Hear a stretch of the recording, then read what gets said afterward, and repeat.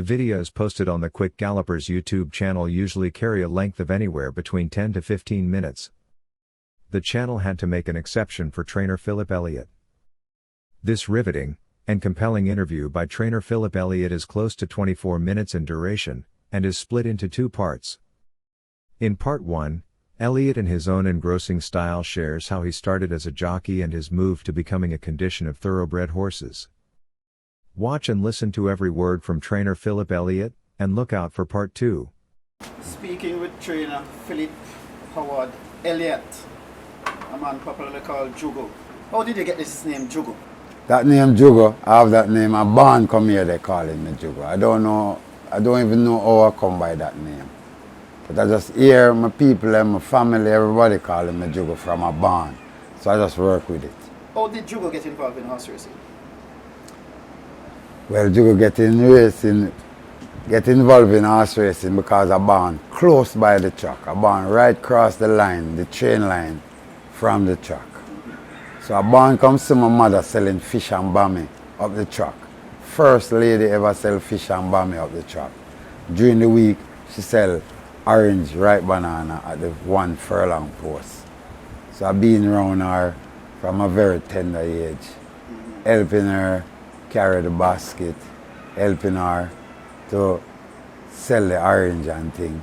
So that is the first time I really get to love horses, by going around with my mother, getting to know the grooms, till I end up start joining Medina for a man named David Duffus. He was grooming a horse for Billy Williams named Bright Star. I usually draw a little Medina and the infield for that horse. When Emilio Rodriguez was going to win his first race, I was drawing Medina for that horse. I wait until after he finished exercise every morning, get the ride from the winning post back to the stable. And after I reach the stable, I go back up with my mother is at the furlong post selling the orange and banana. That was like hopping a truckie? All right. Yes. All right. That was so nice. Go back at the furlong post, try to get another ride. So that is the way I get really to love the riding of the horses. But those times I was just helping my mother. I wasn't really involved in the horses as yet. Right. Until my mother started selling what my canteen when Arthur Sharp building his stable. My mother opened a canteen up there selling breakfast in the morning. So I started to go with my mother, catching water for her, till I started to go over the stable at daytime over Arthur Sharp, till I get involved with a groom named Patagualo. He was grooming a horse named Papacito. That is before Papacito race. So during the days when I'm not doing anything, I go in the bush and I look some Medina for Papacito until that horse come and take 8 straight. He take 9 straight and they take away the 9th one. At the time you were a youngster going to school. What school was that? That was Gregor Park Primary. So how did you find time to mix both? Well, school start 8 o'clock. So I used to come with my mother in the early morning, help her, and try to reach back school before school start. But when I really get involved properly in the thing is when Gregor Park School go on a shift system. And they put me on the evening shift. A groom used to walk through my yard, come to the stable in the morning and evening. A groom named Speedy. A.E. Billy Williams gave him a work looking after a horse named Jupiter and a horse named Timbrel. Timbrel was a baby horse at the time. Jupiter was about 6 to 7 year old, win a lot of races already. So when he get the work, he said to me, but you can come and help me in the morning and go to school in the 12 o'clock. So I said, you know, that sounds good. So the first morning I come with him, I never tell my mother. Mother come for me in the morning with a broomstick. Don't want me to be in the track as a little boy. So after I see her come in and jump the fence and run go over the yard. So my bigger brother now, see me always, after that, want to come over the truck, and my mother keeps stopping me. Until my bigger brother said to her, say, Why you not leave him alone? He look like a that him like. So my mother said, you sure? I said, yeah man, leave him, make him go on, man. So I start go to the track now more. I get the permission now that what I need. This is what age? About what age was it? It's about 13, 12, 13. 12, 13. Just coming, helping the groom, but I love the riding thing from beginning. Always love to be a rider, want to be a rider. Although everybody telling me that I'm gonna be too fat. I will tell you something when I reach there, so about the fat part. All right. What I'm saying now, I start coming with the man now, speedy, start helping him, still I start help 2 more groom. Each groom paying me 50 cents a week. Till I start sweep up Mr. Williams' office door. Sweep off the door and sprinkle up in front of him office in the evening with the dust blowing. So he start paying me $5 a week. So I end up working $6.15 a week. So I go to school, Gurgle Park School, 12 o'clock. School over by 5 o'clock in the evening. So by school over, I'm back at the track. I've been there early in the morning still till I start learn to ride, start getting on some horses, start getting some drop. And this is early 70s, right? This is early 70s. Yeah. Early 70s. This is early 70s what I'm telling you about. Because after being at Mr. Williams, Bill Williams, for about 2 years, I bring in my paper to him for him to apprentice me to ride. Because the apprentice thing was coming up. Right. So when I go to Mr. Williams with my papers, all you need to ride that time is a school record, a letter from your mother, and a birth certificate. So when I get those 3 things, take them to Mr. Williams. Mr. Williams look at me good and said, Jugo, you know you're a good youth, but I don't think I can apprentice you. Because within 2 years, you'll be as heavy as G Walker. That is the exact word that Mr. Williams said to me. In 2 years' time, you'll be as heavy as G Walker. You know that jockey G Walker? Yeah. Cool. So I said, boy, still want to ride. Still want to ride. So, still one day now, and when I think about it, another groom now that I always walk through, because my yard is like a pass for groom, going from track back and forth. So that other groom now, I said to him one day that his name, we call him Ruler, because he's a very tall guy. I said, Ruler, your trainer have any apprentice over there? He said, no, no. I said, how much does your trainer have? He said, 5. Which trainer is that? That is Anthony Pearson. Anthony Pearson just get his license. So when I go around Anthony Pearson, when I ask the groom now, he say, yes, you can come. So when I get paid the Friday from Mr. Williams, the Saturday morning now, I don't go back there, I go around Mr. Pearson. And he give me an horse to canter, horse named Valentes Tune. I can't figure out that horse, a chestnut filly. I can't. When Mr. Pearson see me come up with the horse with the groom, he said to the groom, who is that little boy you have on the horse, Ruler? And the groom said to Mr. Pearson, this guy work a lot of hours for Mr. Billy Williams. He's good enough to work this horse trainer. He said, all right, make him work him from the winning post, let us see what he can do. I can't tell the horse so beautiful, man. That trainer don't want me to leave at the stable. I can't tell the horse so beautiful. So I start with him the Saturday morning, during the week, clean up the place, sweep off the range, rake up the place. The Friday morning when I'm paying the groom, he said, little boy, how much Mr. Williams used to pay you? I said, $5, sir. When he give me the envelope and I look in it, I said, $10. That means he double my pay. That time I feel good now. Because I usually get 5 of Mr. Williams, away from what the groom used to give me, and I get in 10 now. So I said, what?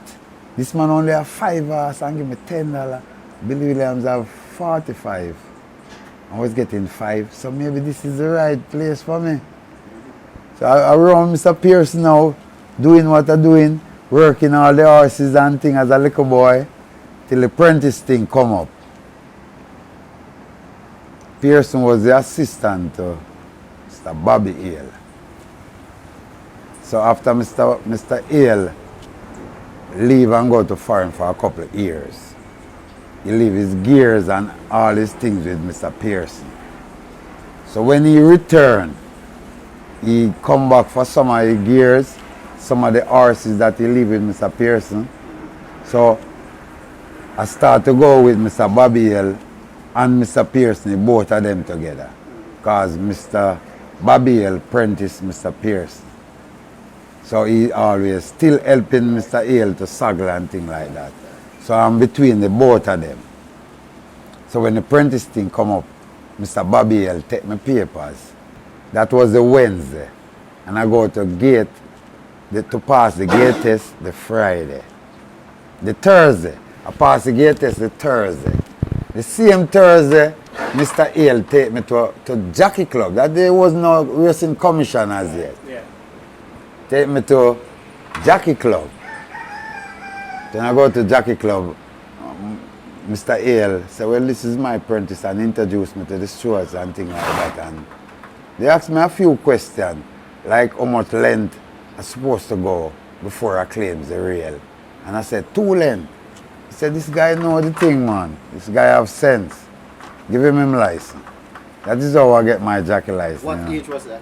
That age was 14. When I get the license at 14 years and 3 months. Because I wouldn't be 15 until in November. And I start riding in February. The 7th of February, 1976. How long did you ride? I didn't do 2 years in the saddle, just as what Billy Williams said. So the fat man was coming to the fore. So when did you ride your first win? I started riding February, and I ride my first win in March, the month after. What's the name of that horse? Horse named Birdbrook.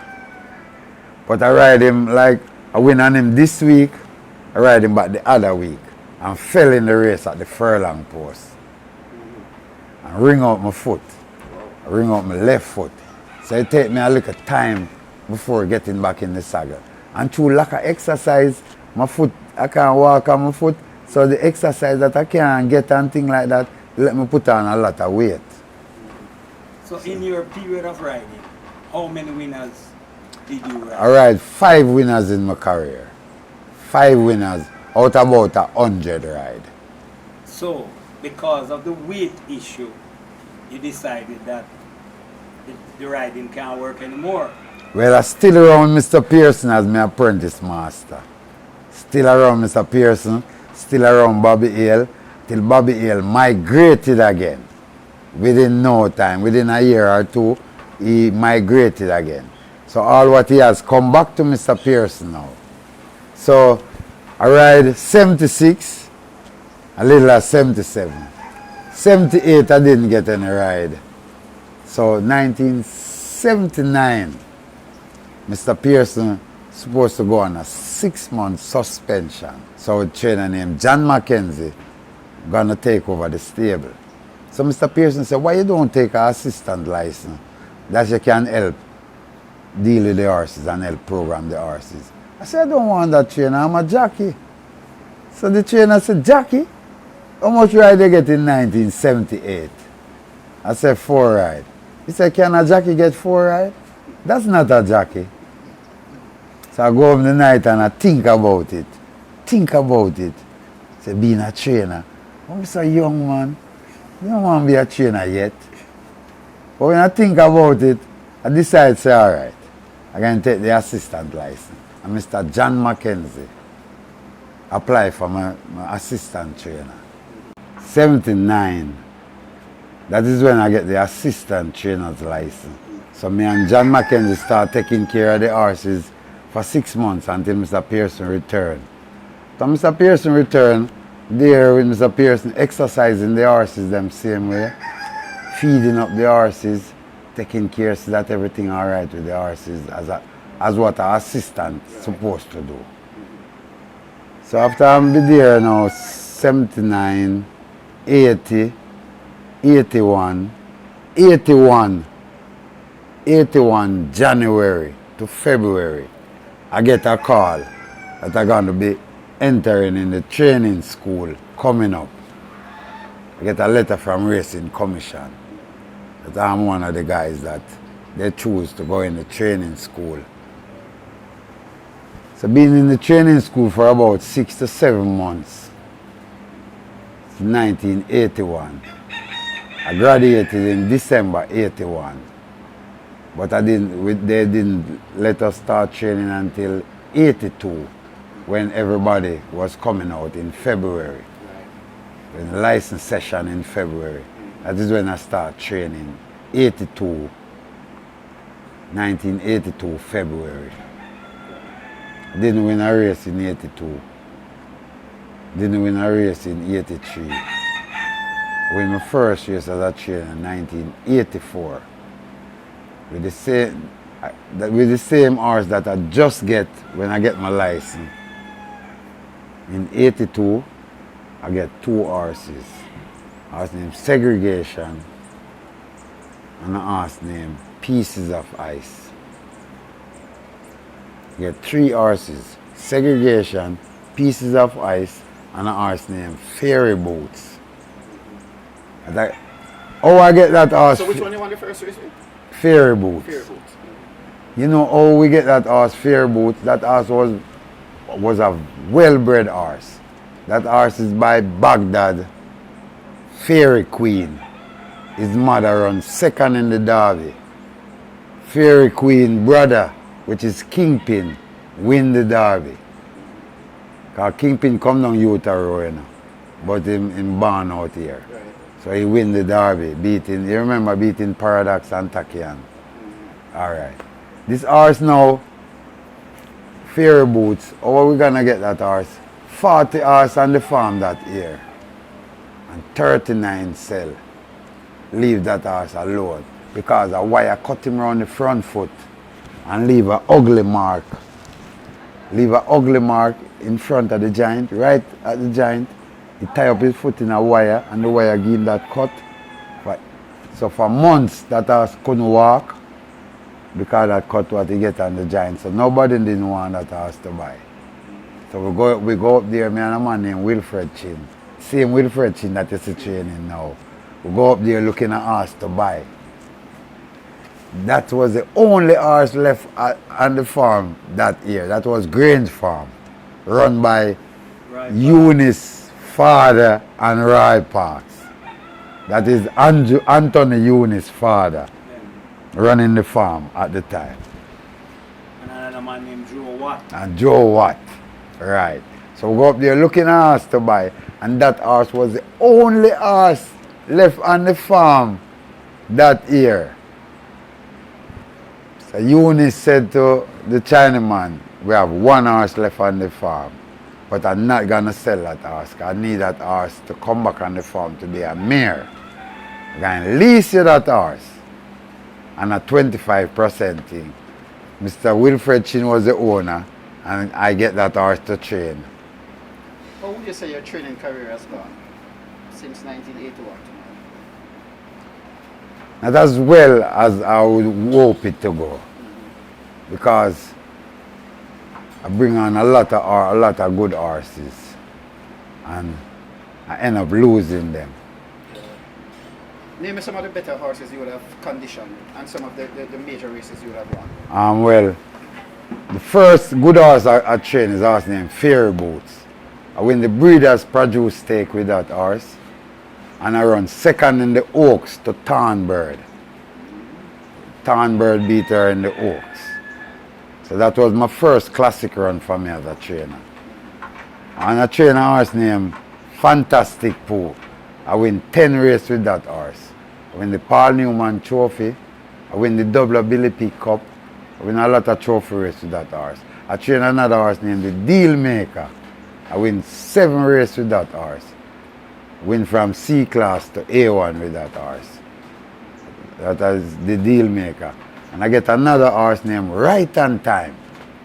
That horse is a history horse. The owner that owned the Viceroy. That horse win champion 2-year-old his ear. He vote champion 2-year-old. Another 3-year-old he lock off, he don't do nothing more. Just running bare bad race. So I go to the owner one day and say, you know, say, I think I know what's wrong with that horse, if you can give me that horse to train. He said, okay. And he sent me for the horse for Mr. Fiani. I have the horse for 1 month. After I have the horse for 1 month and I find the problem and taking care of the problem, a trainer named Dennis Sasso come from foreign after I have the horse for 1 month. The owner moved back the horse from me, pay me my bill and take the horse to Dennis Sasso. That just come from foreign. Okay. Dennis Sasso have the horse running. Still not doing anything. Still running at the back. So I said to myself, so you know, say I really want that horse. So I go back to the owner. Because that owner give me the horse name, the deal maker to train. Kenneth Mattis win the first 3 races with that horse. But he developed a tendons trouble and go to the farm, turn out on the farm. And the owner end up giving me him to train. That's the deal maker. But they run right on time now. I said, why you don't give me back the horse, man? He says, 3 I will own him. I'm going to contact the other 2 man and let you know something by next week. Alright, the other Saturday when the man come to the track, I go to him and say, what's up, boss? Him say, you know what's the problem now? They say they will give you back the horse, but they don't have no money to spend around the horse. They giving me the horse. Anything he earn, I give them 25% of the horse. So they sign me a transfer, me as the owner for the horse. I said, thank you, sir. Take back the horse and start treating back the same old problem that he got from when I got him there. Same problem, it developed worse now. So get the blacksmith, correct the mistake, correct the problem that the horse have, get it together. So after having him for about 3-4 weeks as me as the owner now, I say, you know, say, I like how the foot come on. I can give him a run and see what's going on. First horse I go run as a owner trainer. I put up a jockey named Leroy Brown, L.R. Brown, going 6 furlong, 7 horses in the race. And the gate say go him foot, lick on the gate and lick him foot out of the iron. So him cowboy riding the horse for the first 3 furlong. He's there about 15 lengths behind. And then get him foot back in the iron and get the horse rolling. End up finishing 3rd out of the 7. I said, what? That's great. I feel so good that night. The horse finished 3rd. I said, all right. Come back with the horse as the owner now, running back the horse run 2nd. Come back with him again, him run 2nd. Come back with him again, him run 2nd. That is 3 seconds and a 3rd. I said, something wrong, man. Something wrong why the horse not winning. So I watched the film so careful until I see the problem why the horse not winning. When the sun catch him in my face, don't want to go down in there. So I call a jockey named Carl Brown. And say, I want you to ride this horse up for me. But hear what I want you to do. When you leave the 3 furlong, I want you to stay wide of them and come as wide as possible. No matter how wide you come in the straight, just keep him wide when no sun no catch him in the face. First time I put up K Brown, him win. I put up K Brown again, him win again. I put up K Brown again, him win again. So it's 3 win, 3 second, and a 3rd. I got on with the ass, you know. Yo, that was a history. Okay. That I was paid for my house.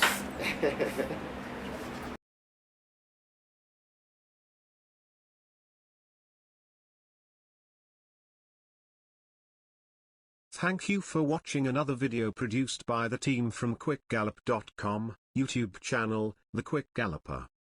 Please stay on the channel for more enlightening videos on those involved in local horse racing. Please like, subscribe, and press the notification bell.